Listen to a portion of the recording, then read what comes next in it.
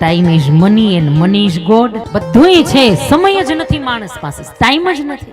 એવી ભાગદોડમાં લાગ્યો છે. આહા. અને એમ પાછી જેમ સુખ સુવિધા વધતી જાય એમ પાછો સમય ઘટતો જ જાય છે. નહીતર આપણે જ્યારે નાના હતા ત્યારે કેટલો સમય, અમે રણછોડનગર રહેતા, મનીષભાઈને ખબર છે, ત્યારે નડિયાવાળા મકાન, અમે બધા એમાં જ રહેતા હશો ને. પેલા સીધા તો બંગલા નહીં હોય કોઈને, પેલા તો નડિયાવાળા મકાન હતા ને.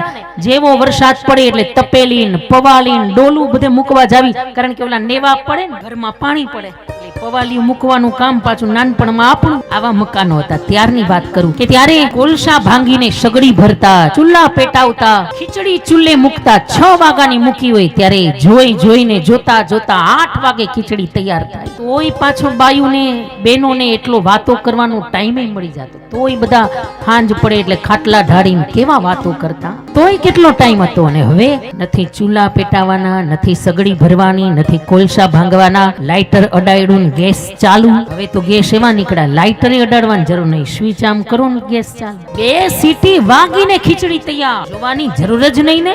પેલાના જમાનામાં કેટલા કામ હતા, કેટલા કામ. કુએ પાણી ભરવા જાતા, ડંકી હીચતા. આ ડંકી તો હાવ ગઈ હવે. કપડા હાથે ધોતા, બધાય મશીન.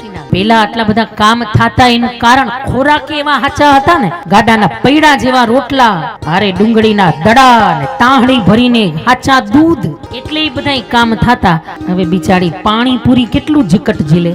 રોટલાની જગ્યાએ પાણીપુરી આવી ગઈ, પીઝાના રોટલા આવી ગયા. હવે એમાં કેટલા કામ થાય, એમાં કઈ જાજા કામ થાય નહીં. ત્યારે તોય ટાઈમ મળતો. અને હવે આટલા સાધનો છતાંય ક્યાં ટાઈમ છે આપણી પાસે? તોય ટાઈમ નથી. સાવ કામ ઘટી ગયા તોય ટાઈમ નહીં. બધા મશીનો આવી ગયા તોય આપણી પાસે બધુંય છે, સમય નથી. એટલે વ્યાસજીની ચિંતા થઈ કે કલયુગનો જીવ 1 લાખ શ્લોક કેદી સાંભળશે, કેદી આની કથા કહેશે, કેદી શ્રવણ કરશે.